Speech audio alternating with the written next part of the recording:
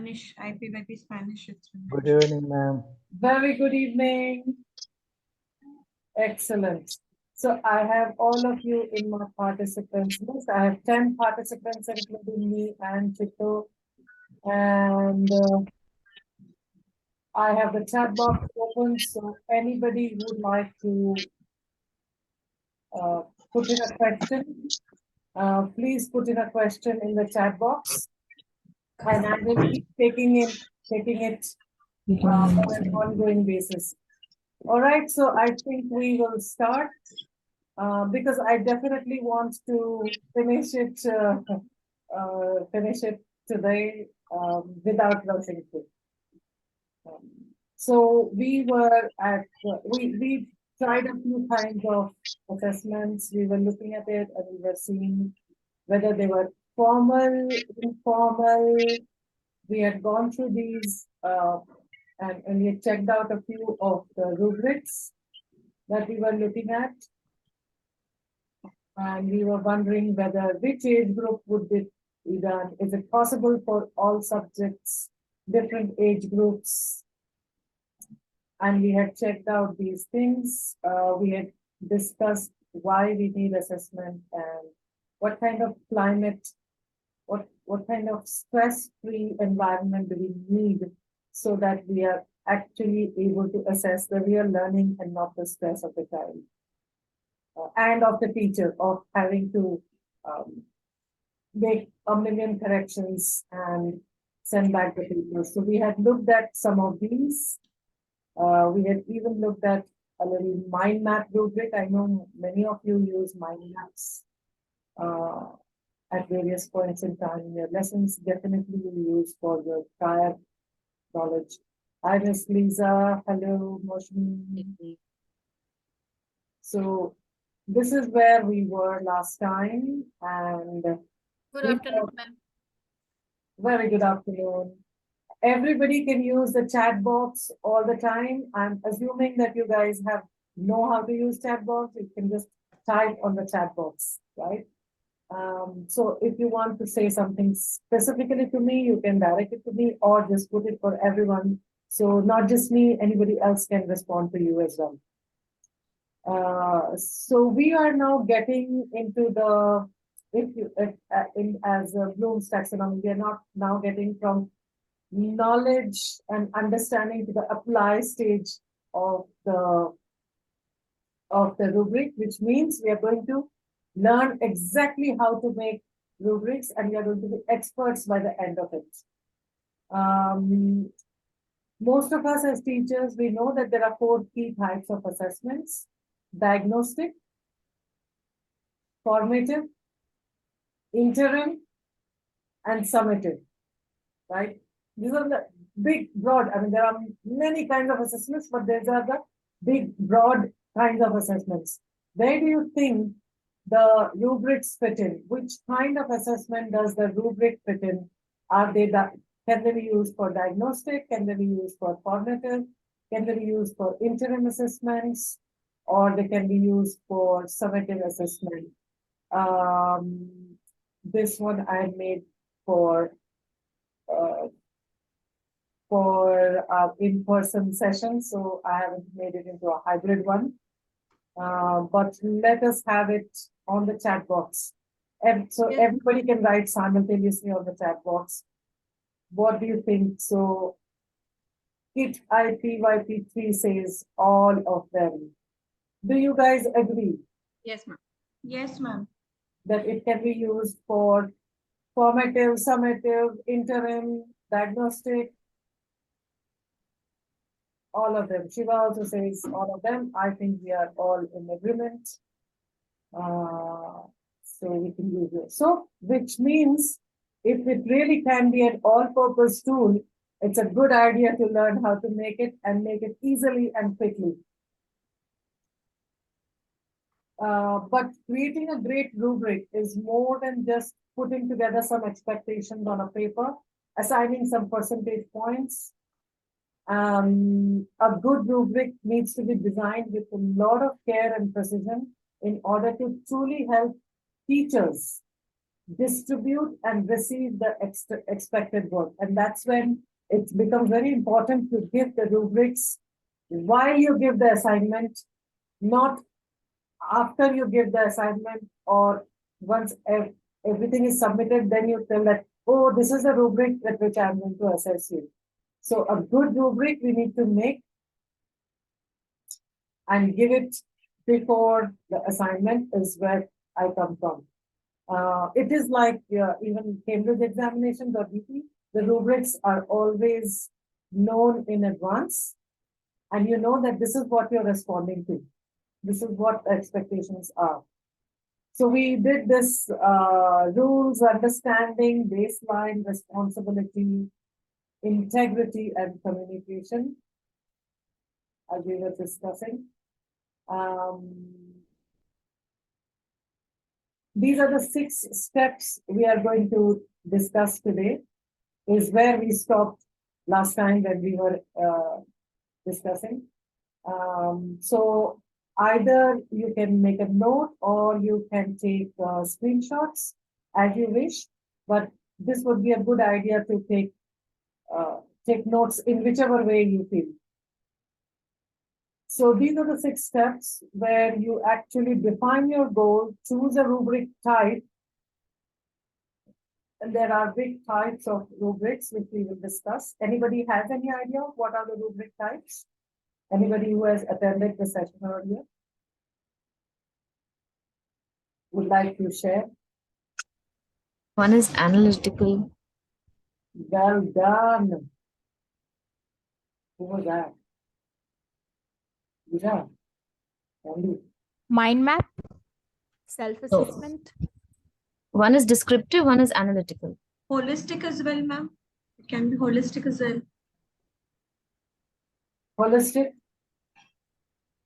Holistic, analytic, and holistic and analytic are the 2 big types of Yeah. 3 big types of rubrics. Thank you, Oro and Candy. So let's start with the first. First, we have to define the goal. Before we can create a rubric, we need to decide the type of rubric we'd like to use, and that will largely be determined by the goals for the assessment. Whether you use this kind or that kind, which kind you want to use will determine what is it that you want to use it for, finally. So once you've figured out how detailed you want your rubric to be and the goals you are trying to reach, you can choose the type of rubric. So some of the questions that you can ask yourself while making that decision or defining the goal, I mean, it is like any goal to define. When you are defining any kind of goal, whether it's a big life goal or a little rubric goal in your lesson, you have to ask questions to yourself, and then you come with the answer of what would be my goal? How detailed do I want the feedback to be? How will I state clear expectations? Which tasks are more important? Like, I remember when we were in the session, you were discussing that is neatness an important requirement? How important can neatness be? At what point in time neatness is important? If you know your students and you know if neatness is an important criteria or not for that. So, or you want it more now, like if you have told 500 words, do you want to ensure that they adhere to that 500 words goal? Is it important that children adhere to that? Or they haven't? So what kind of expectations do you have? That will be important. How do I want to assess the performance? Do I want them to write or speak, or it's a project or it's a presentation? What kind of task it is? So that would be a good goal to ask, because depending on the task, as we know, depending on the task, the rubric will change. How you will test a presentation versus how you will test a project, a material like a 3D project versus how you will test a written essay will be very different. So if you are testing different things, unlike when you are putting marks, when you're putting marks, you can put a marks on a project, you can put marks on an essay, you can put marks on everything. And it doesn't, and that's why I feel it doesn't mean anything, because what is the criteria? Are you looking at the neatness or the completeness or submission on time or elaborateness or being creative about it or being ensuring that all the definitions are correct? What is it that you are judging? And how many things can you judge when you say it is 5 out of 10 or 9 out of 10? So what would be your criteria? So depending on what is your task, is it an oral task? What would you, for example, what would you test in an oral task? What could be some of your things that you would like to test in an oral task? I remember last time we changed our report cards and included oral tasks as a part of our thing, because even whether in Cambridge or in DP, everywhere oral, like in life, oral is as important as written. So if you are judging an oral task, what would be your criteria? Can anybody share? And you can share, just open your mic and share, or write in the chat box and share. For an oral task, what could you be looking for? What 3 things possibly you could look for? Sorry.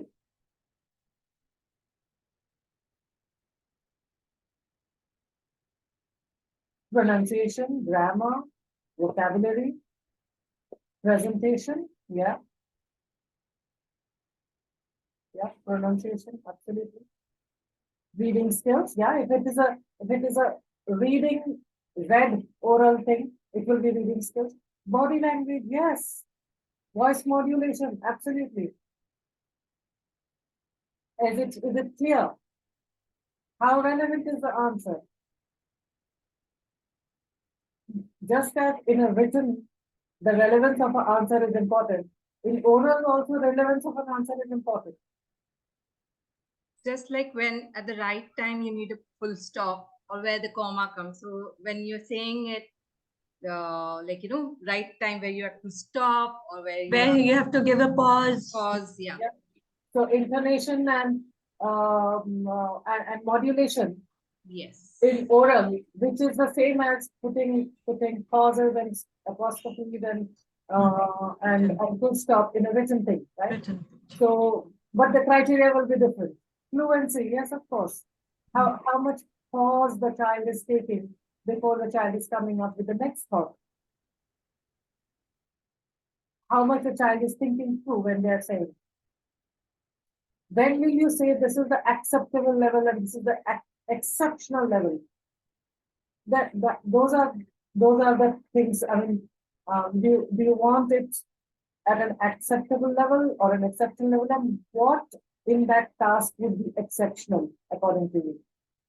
So that is a very important aspect to define. Would there be a final grade or a cluster of grades?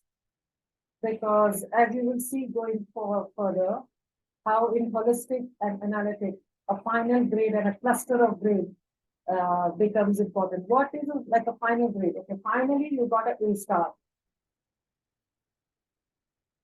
Or you will have a cluster of grades. Both are fine and both can be measured by rubrics.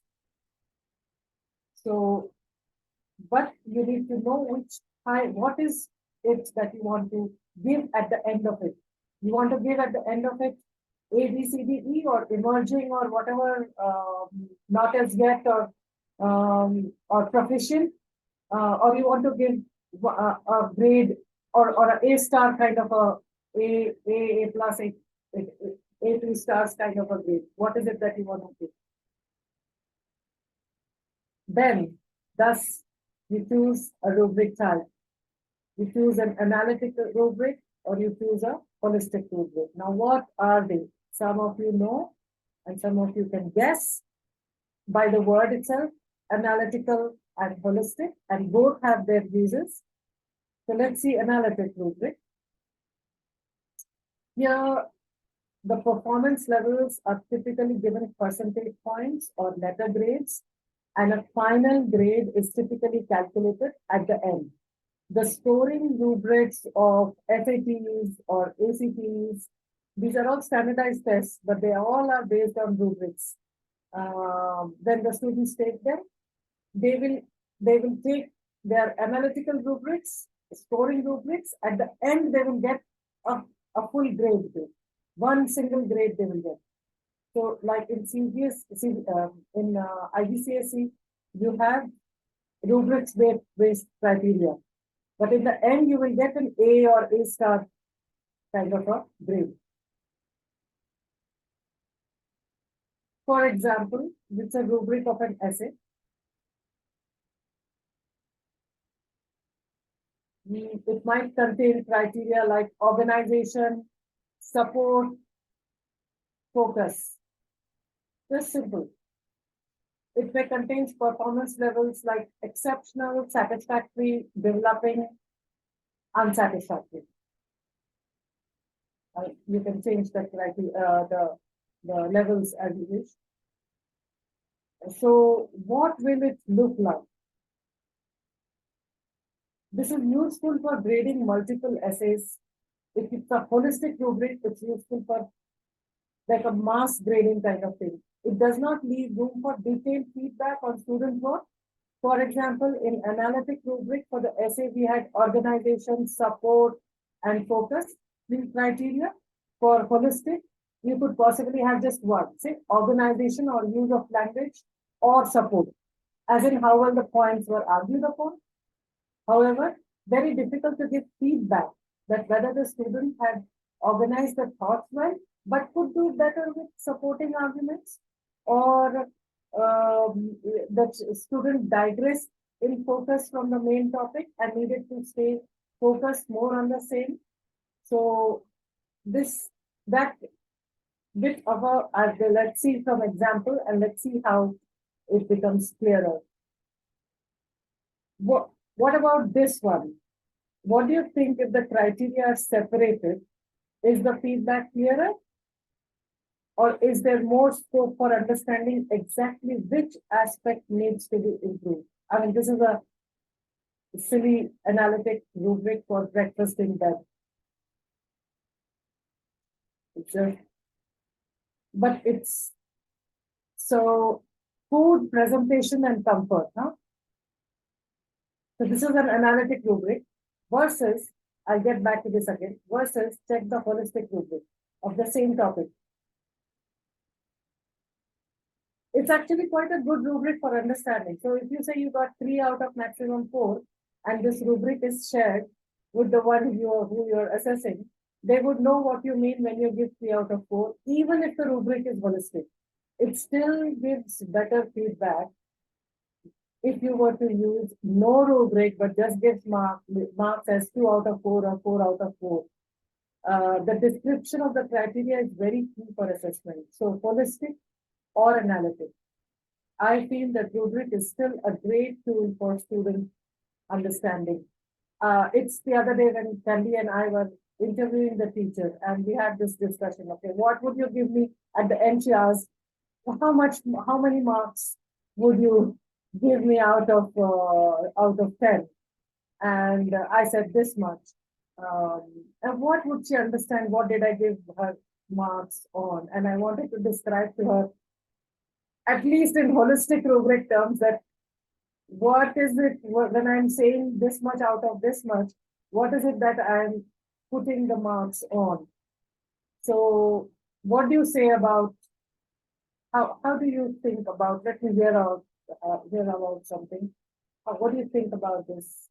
This is the same breakfast in, the topic is breakfast in bed, and its analytic rubric is here.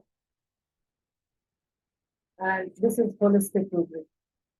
Can you compare the two?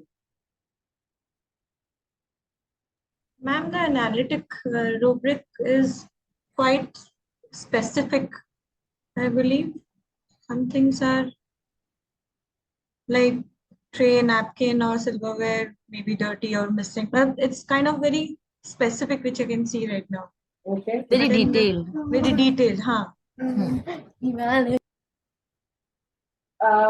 Can you see the structural difference between analytical and holistic? What is missing in holistic? The terms, whether the child is developing, meeting, exceeding, evolving. I mean, Right. So what do we need to have these terms? What is it that is required to have these terms?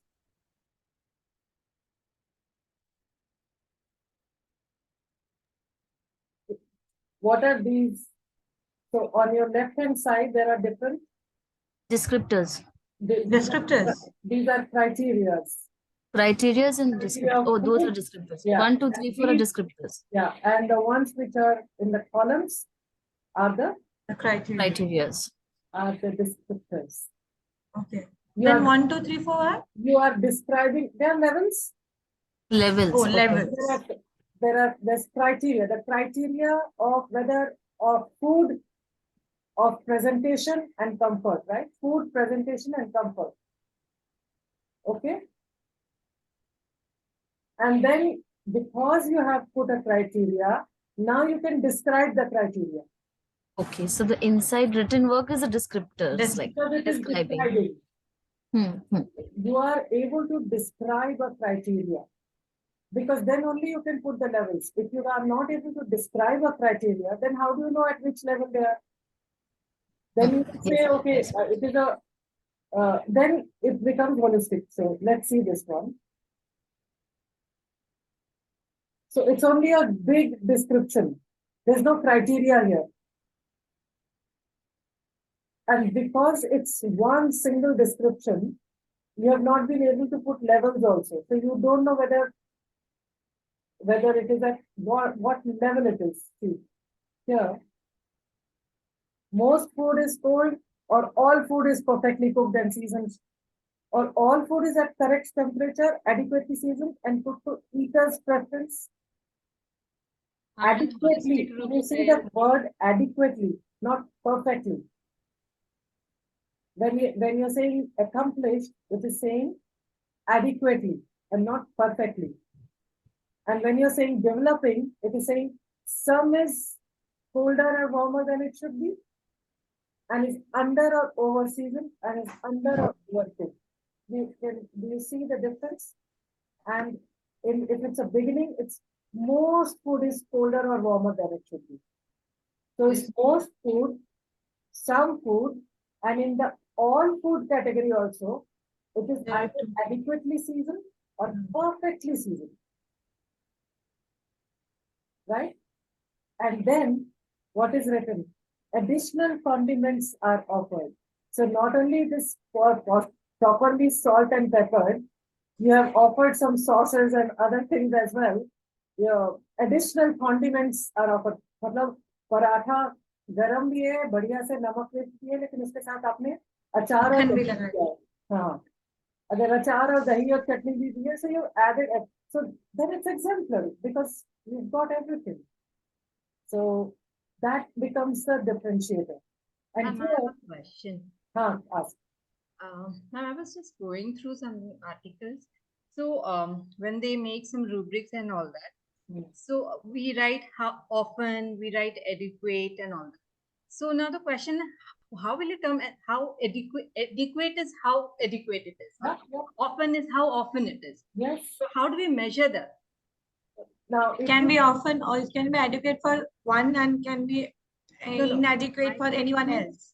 Like how adequate is adequate? Exactly. How often is how often? It's an exceptionally good question because when I was making this and I showed this the breakfast in bed rubric to the hotel I was in actually. So I was just I came across something, ma'am. I read something. So I was So like to know he what explained it to me. He explained it to me that if you want to make it more specific, like for a hotel, then what do they do? That you have offered 200 grams of protein, 150 grams of this. So you quantify it. It is up to you what is your goal. That's why defining your goal is very important. So that's why some chefs become master chefs and some chefs have Michelin stars because they quantify exactly that this will have the chocolate will be tempered at this particular temperature only, and then only you can make the ball out of it. If it is more, then either the ball is misshapen or with some portion is melted. So you quantify it. A perfect breakfast defined by the nutritionist will be, for example, 100 grams of carbohydrate, complex carbohydrate, 200 or 100, I don't know, 150 grams of protein, 50 grams of vitamins and minerals containing vegetables and fruits. Who knows? As a teacher, you would know if you want to make it quantifiable. Like, how often does it go? Or how often are 100, all the grammar is perfect.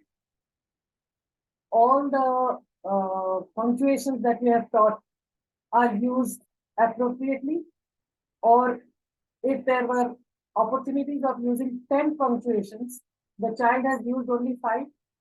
So you can quantify it. You can define your goal in as much detail as possible as you wish, but show it to the child. For me, that's always important. Tell it to the child that according to me, there are, like how we would used to do in our childhood, no? This picture and this picture, compare, there are 22 differences between this picture and that. That's a rubric. That's, you're already telling that there are 22 differences. If you do 22 differences, you win. If you do 21 differences, you're kind of it. If you do 10 differences, you're not lost. They used to write that also. That if you're a keen thing, this is how much you will get.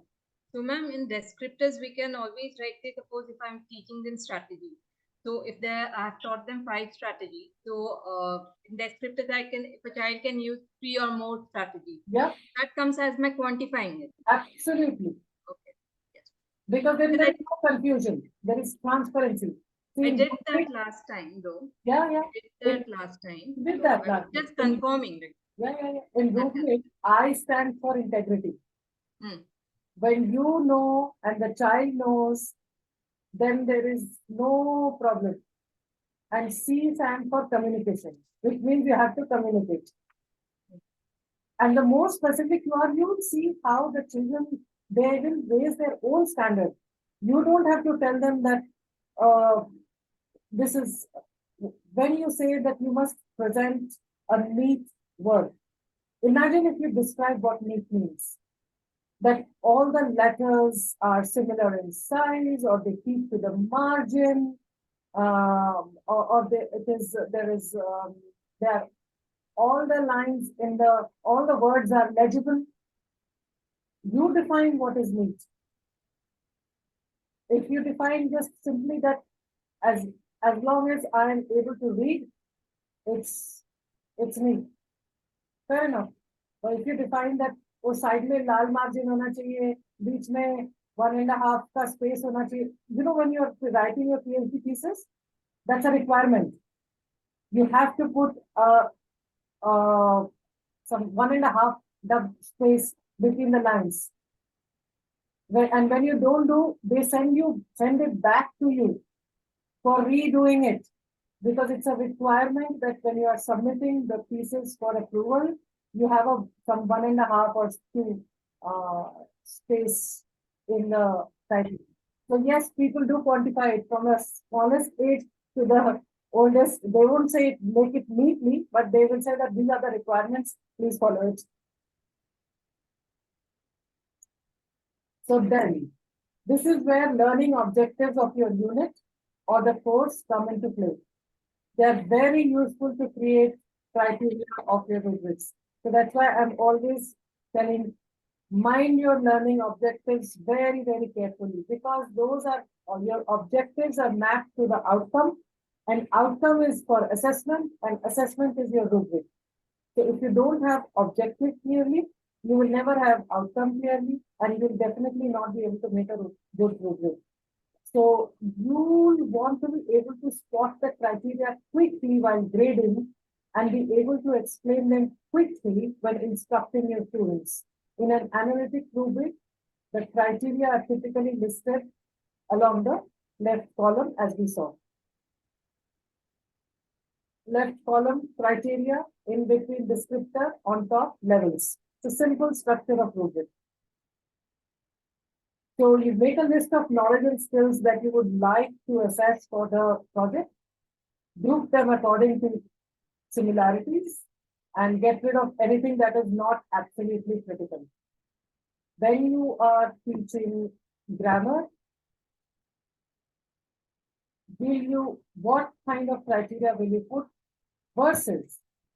I remember this discussing when you're doing report, that when you're doing creative writing, do you always want to correct the child? When you're doing creative writing, how much importance will you put grammar? If the ideas are organized properly, is that enough, or does the child need to put 100% correct grammar? It's up to you to decide. At what age, at what grade, it's up to you to decide. If it is English, yes. If it is, I don't know, science, maybe not. Then no need. Maybe not. But can you not do creative writing in science? Of course. Yes, okay. Science is most known for creative writing. Fantasies are working most in science. So will you look at the grammar at that time? I don't think so. No. No, ma'am. So you will decide. You will decide whether that criteria, it's a writing thing. And in normally you think, oh, in writing, always grammar is very important. But it's Selling not. also sometimes. Yeah. So think what is most important, and don't make a laundry list of ये भी होना चाहिए, वो भी होना चाहिए, वो भी होना चाहिए. We don't want to make a dashavtar out of. Let's focus. You want which avatar of Vishnu you want? You want Ram or you want what? Narasimha? What do you want? Think. Then create first. If this one is easy, once you have determined the broad levels you would like students to demonstrate mastery, you will need to figure out what types of scores you will assign based on each level of mastery. आप number भी डाल सकते हो, 4, 3, 2, 1 डाल सकते हो.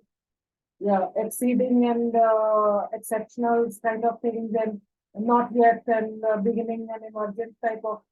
It's your choice, and also it can suit your style, your language, your school's report style. Together you may decide that these are the things I would like to do.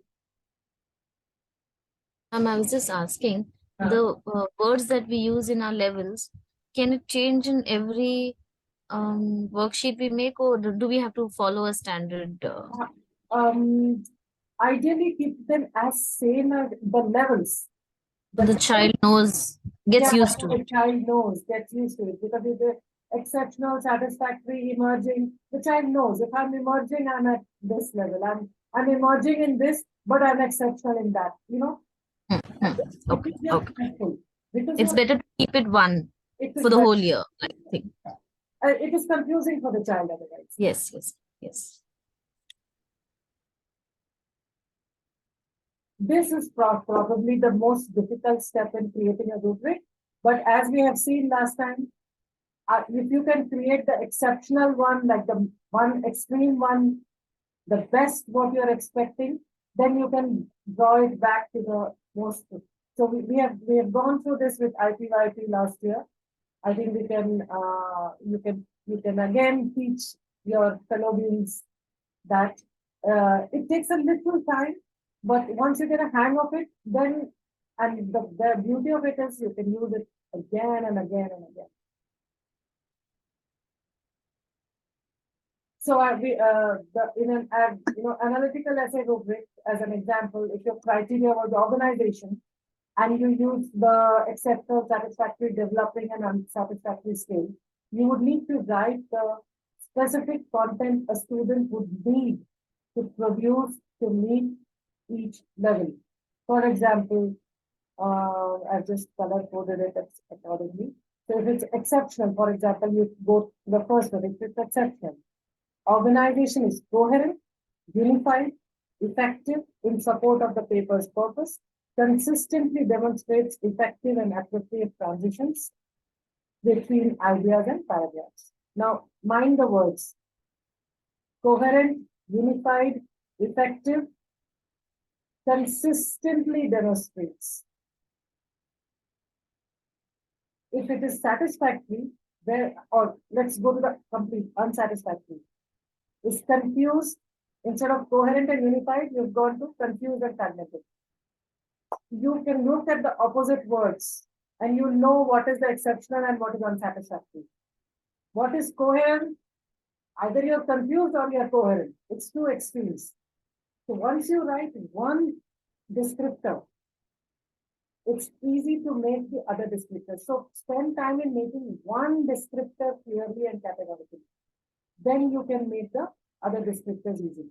So in between you can make, it's coherent and unified and usually demonstrates, not consistently demonstrates. If it usually demonstrates, then it is satisfactory. The developing one is, it's coherent in support of the essay's purpose, but is ineffective at times and may demonstrate abrupt or weak transitions between ideas and paragraphs. Now, this kind of a criteria, you can use it for a grade 4 essay also. You can use it for a grade 12 essay. Don't you think so?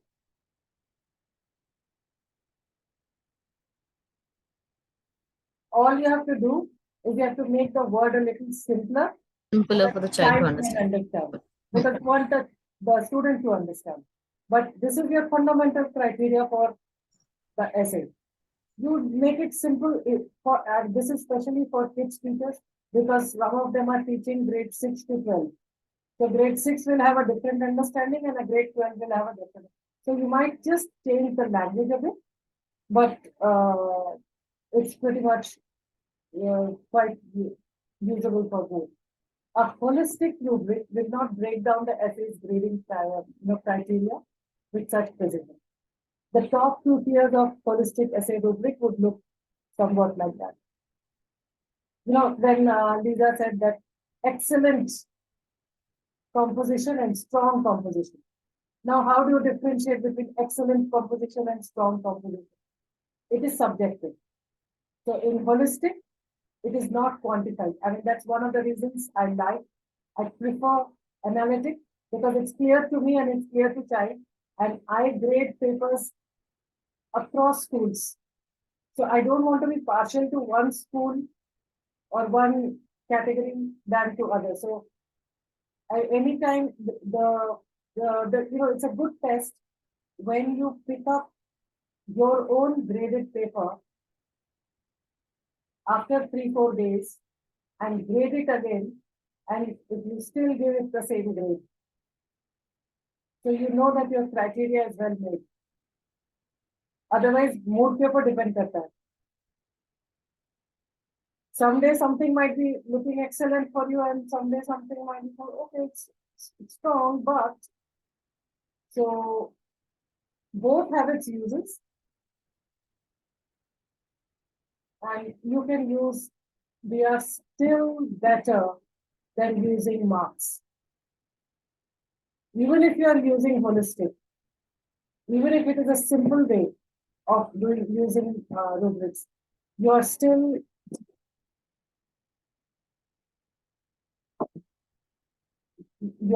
making a more fair judgment because the child knows the criteria of the rubric. Doesn't matter if it is holistic or analytic. What kind of situations would you use analytic? And when would you use holistic? Anybody would like to share? Ma'am, I have a doubt. Go ahead. Ma'am, in the previous slide,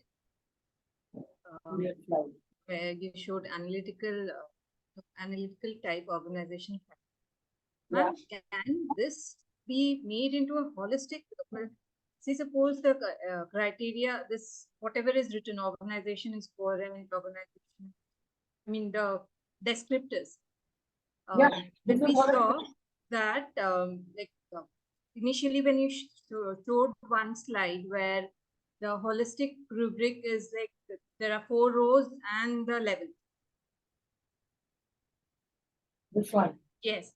So here, the one which you showed, in analytical criteria with organizational structure, organizations Yeah, criteria. So that can be put in here. If I put in here, it becomes a holistic rubric. yeah, don't put the criteria. You put only descriptors, very simple descriptors. You Yes, put, the descriptors. If I put the descriptors and the labels, then that becomes a holistic. that becomes holistic, of course.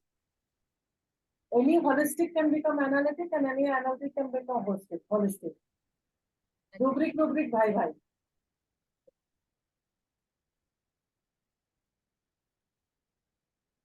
So yeah, so this is this is a bit of a comparison between holistic and analytic. So can I hear from anyone where would you think maybe Rashmi or Shiva or Pati can say from the ICMSP, where would you use analytic and where would you use holistic? Which kind of situations? What do you think, Shiva, Rashmi? Anybody?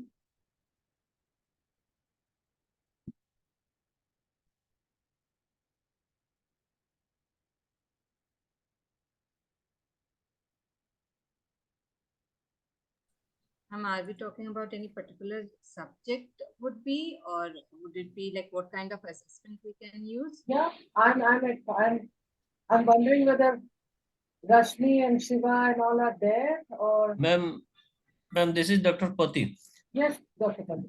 Ma'am, I think for the different subject, I think some cases analytic or holistic rubrics, maybe one of the rubrics may work actually. It Yeah. depends on the subject. You can use analytic and holistic in all the subjects.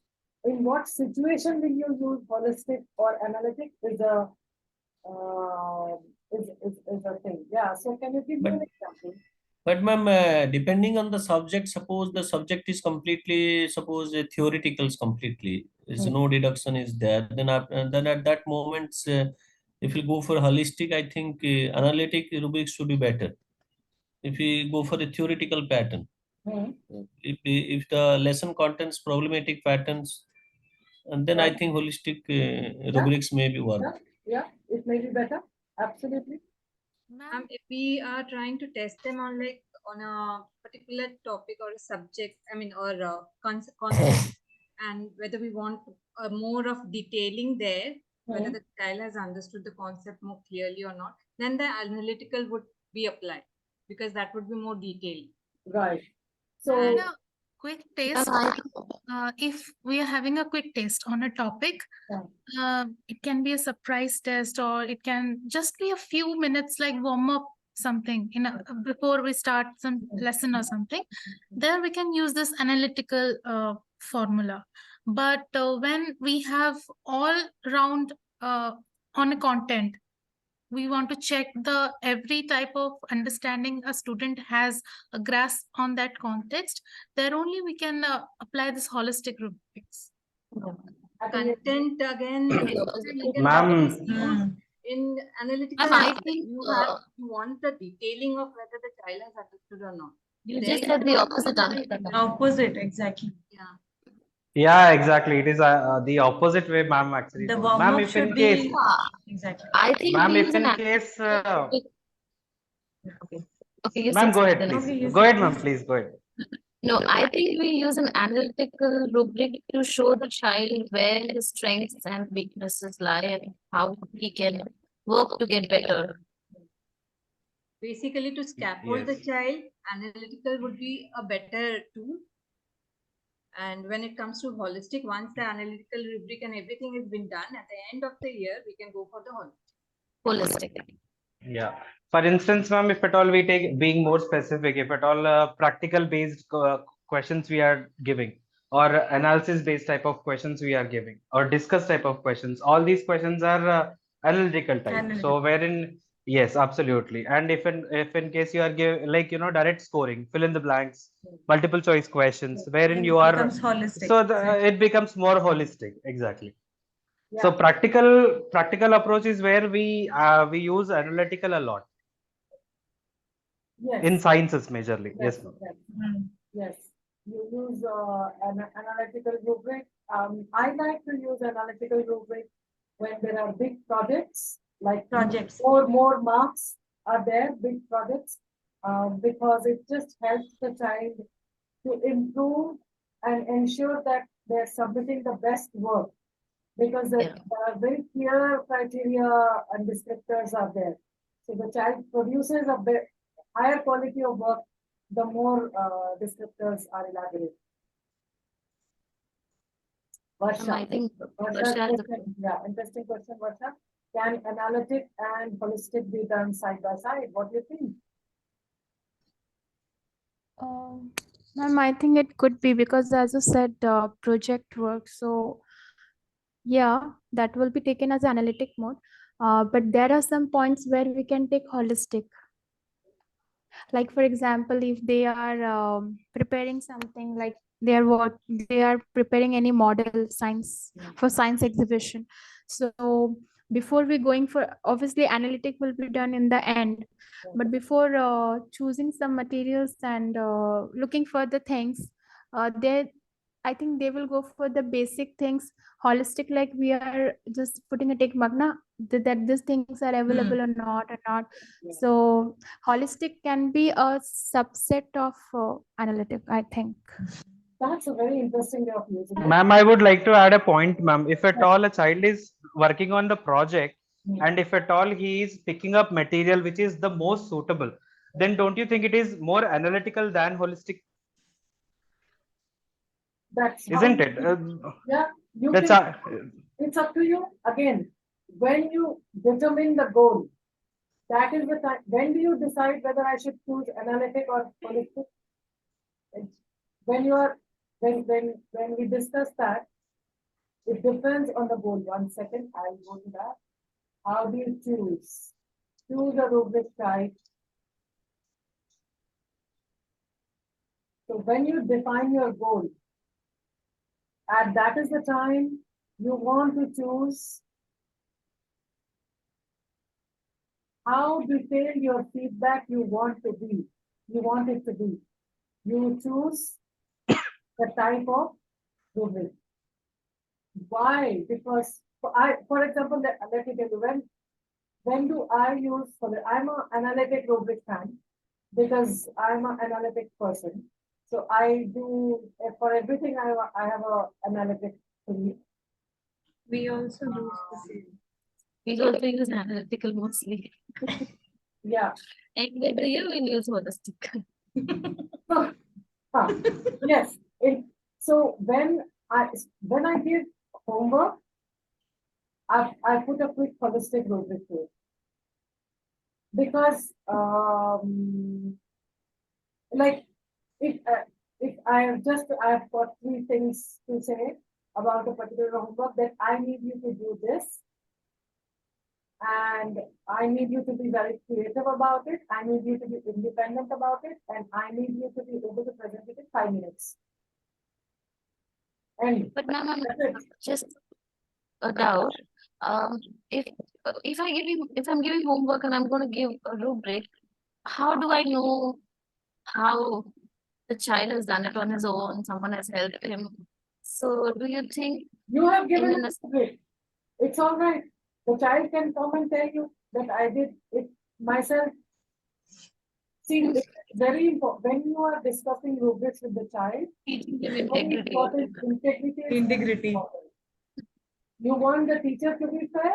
You also be fair. That's If you have any requirement to be supported, I will support you. Okay. This is the age to completely build up on it. That fairness is, you are learning it for yourself. You are not learning it for teacher. You're not learning it for your parents. You're not learning it for exam people. You are doing this for yourself. This is your own growth. This is your own joy. This is your own learning. So it's a part of assessment philosophy that we have to, after that also if somebody cheats, they know they are cheated. How clever can a teacher be always to outsmart a child? That's not our job. Of course, we can figure out because we know the child's standard in the class, no? We can figure out whether the child has done it on their own. The moment you look at it, they will know that you will figure it out. Like the mother knows everything, similarly, Teacher also knows everything. you're seeing them in the class every day. No, you know exactly what is the level of the child. If they have done some good thing, you will know that they have done some good. Okay, this is for sure. Once you're there, it's not always that if you have made a rubric, it's a successful one.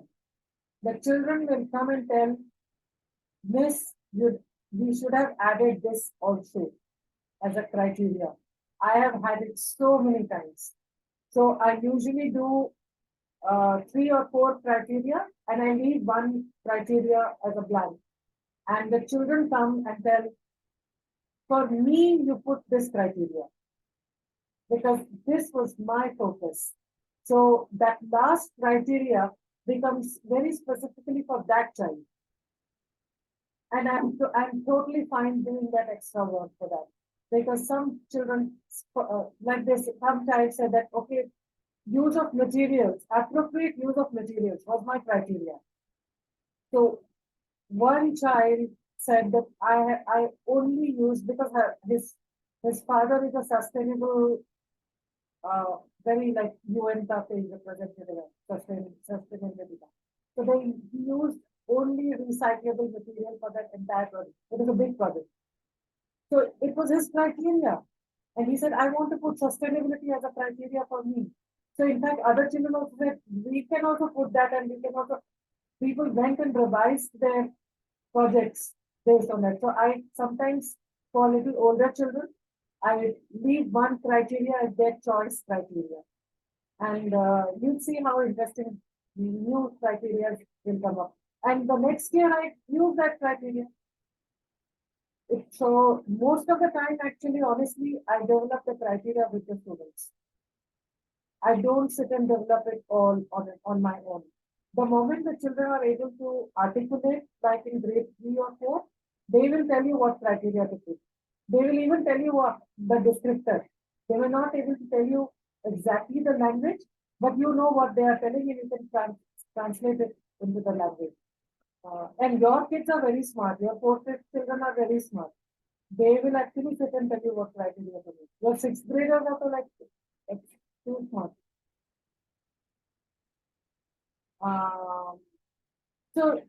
I sometimes give like this also, like a theme, like not the rubric for the work, but actually the rubric for collaboration. Like you have this attribute of collaboration and creativity and all those kind of things. So if I want to do the collaboration attribute, I will put it in the rubric. So a team rubric is a guideline and it lets each team member know what is expected of him.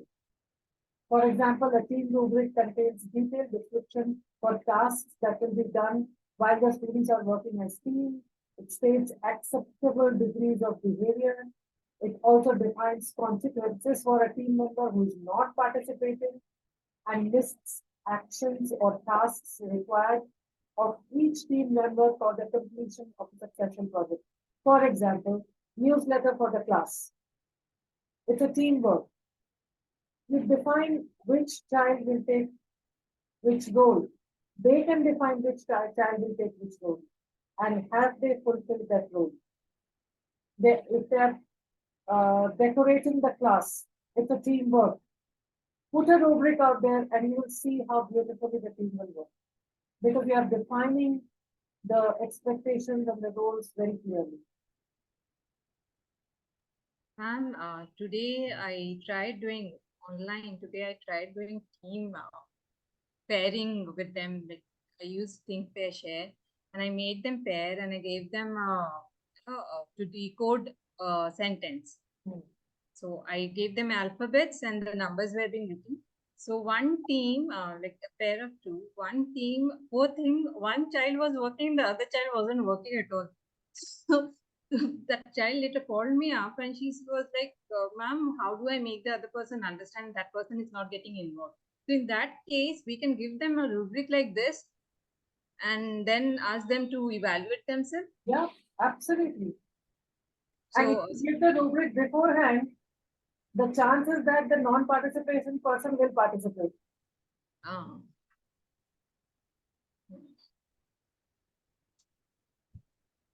So project rubric, it lists the requirements for the completion of a project-based learning lesson.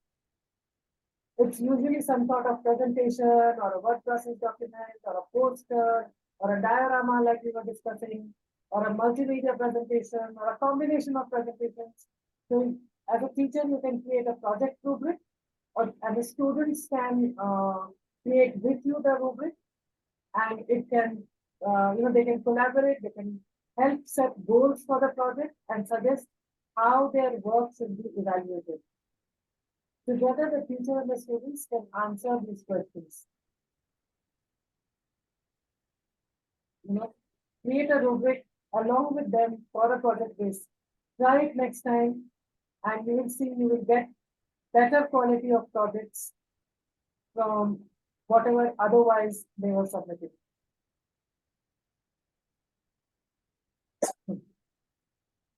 All right, so let's evaluate. Excuse me, ma'am. Ma'am, I'm really sorry, but I have to leave, ma'am. I have a support class right now. Oops. Yeah, ma'am. It's about to 6, ma'am. In another 3 minutes, I'll have to join that support class. Okay. Yes, ma'am. I have also support class. We are recording it. If you wish, you can see it later. Me too. Sure, ma'am. Thank you so much, ma'am. Thank you. Bye. Have a good evening, ma'am. Bye, ma'am. You too. Bye. Ma'am, Ma'am, I also have a leaving, support ma'am. class too. Whoever Ma'am, wants to leave, we leave. still will have. We have Okay. 5 minutes more. Yes, ma'am. Okay, Okay, ma'am. Ma'am, I will then be like I'll on stay mute back. and I will be joining. We are It's just okay. I will looking can some, adjust. some samples and revising our understanding. Ma'am, one question here, ma'am. Yes, sir. Ma'am, in the virtual platform, how the analytical rubrics will be workful? Is it effective in the virtual platform, I analytic only do rubrics? virtual, as you know. I only teach virtual. So yes, it is effective, but and we can discuss. question is, ma'am, in the online virtual platform, just to assess the students is a Yes. difficult task. It is. Only in terms of quizzes or some fill in the blanks we can assess them. But is it the way to have that confidence about that rubrics? Yes, very much. I only do online classes. I only teach online. I go very seldom to schools. I go very seldom, and when I go once, maybe in 2 months or 3 months. Rest of the time it is online, including government school. So yes, it is Okay. possible. I promise you that, and we can definitely discuss how can we do online rubrics because all of this can be done online. It's all up to you what criteria you put. Once you start doing it, rubrics is the way to go. There is entire Cambridge and DB is rubrics. There is no 5 out of 10. It is rubrics based. At the end, you may get a holistic mark, but the entire criteria is rubrics based. You can have a discussion with any Cambridge or DP teacher. There is no option but rubrics. All right. Okay, ma'am. This is Okay, a ma'am. homework rubric. I use it often even for teacher trainees. It's a ready-made rubric. I've just picked it up from internet.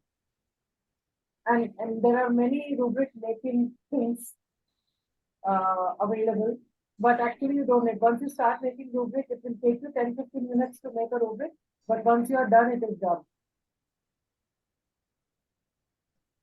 What do you think of the different styles? Do they meet your expectations? Let's see some rubrics here. Neatness, completion, timeliness, accuracy, work shown. Look at this one. Another style of rubric.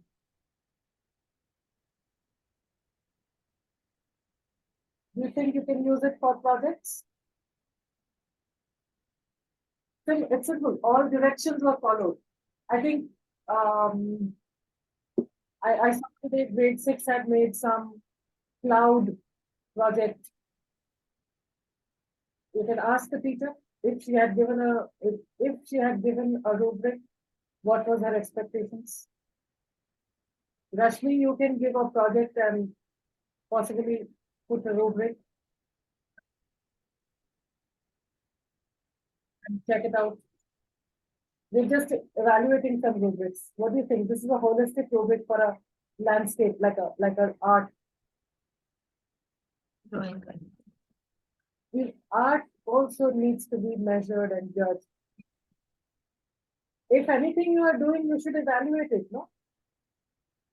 How did I do? Because how do you get better? I put rubric on my own things.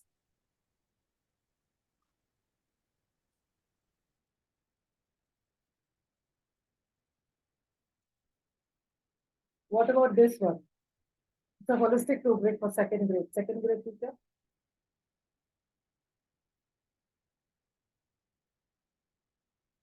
Can you use this for language?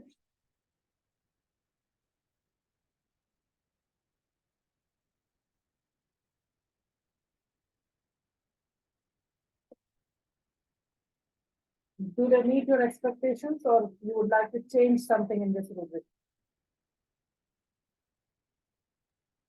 I'd like to quantify that, ma'am.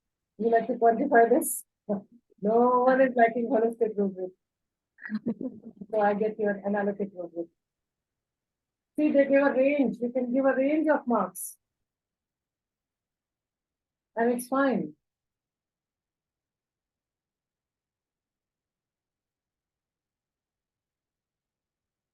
I like this cute one. We can give range also of marks, like that Yeah, is also nice. you can give range of marks. At least 1 or 2 range you can easily give, no? Yeah, this is nice when we give them informative, so Yeah. summative, sorry, when we give that When paper, you give teachers have summative, written, no. yeah, You can give, but we have written marks in another paper, but this is like rubrics nice. doesn't mean you don't give marks. Rubrics means you have enough criteria to judge Yeah. all the aspects, and then you give a see whatever marks you have given, then you can average it out and give a marks, no?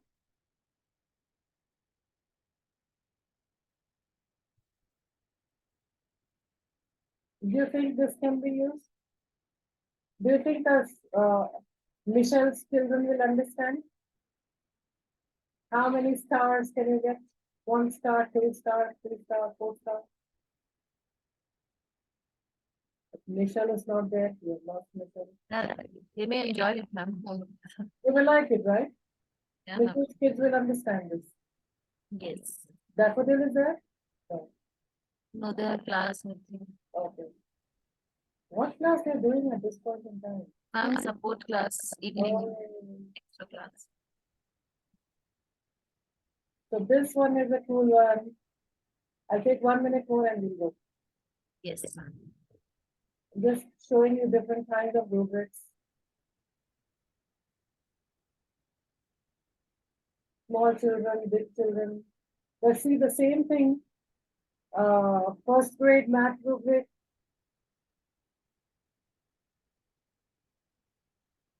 Or math teachers. These are all holistic, ma'am. no? Yeah, it's totally fine to have holistic. This is analytic, okay? Yes, yes. Analytic will have descriptors and levels. That's the big difference. Different.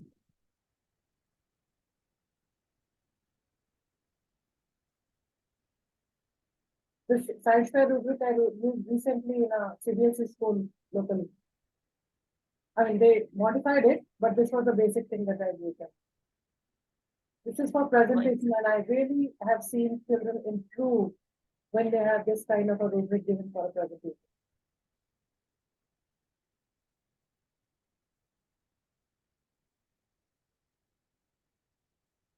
Oral presentation. You think you can have a group recitation or a group presentation and children taking turns and making presentation in groups of 2 or 3. The end of unit learning journey, we'll have to have a rubric. Yeah, we can do that, right? So I will leave you here and you can discuss among yourselves. And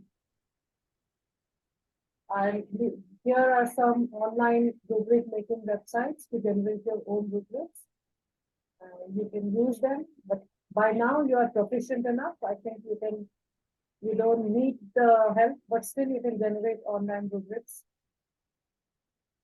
The rubric makers, you can put in your requirement and out come the rubric, ready-made rubric.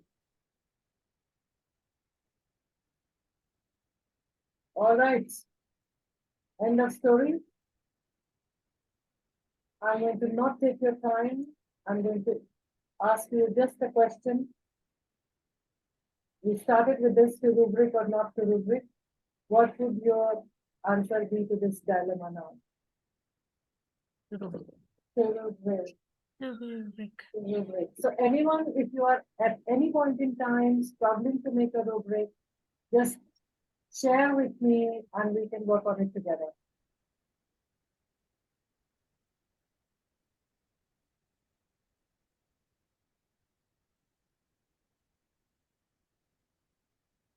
All right. Have a very good time. For the next few weeks, I will be meeting with you only online. Sorry, no meeting will happen, only asynchronous, only collaborative work on Google Drive or mails or messages, because I will be back online only first week of June.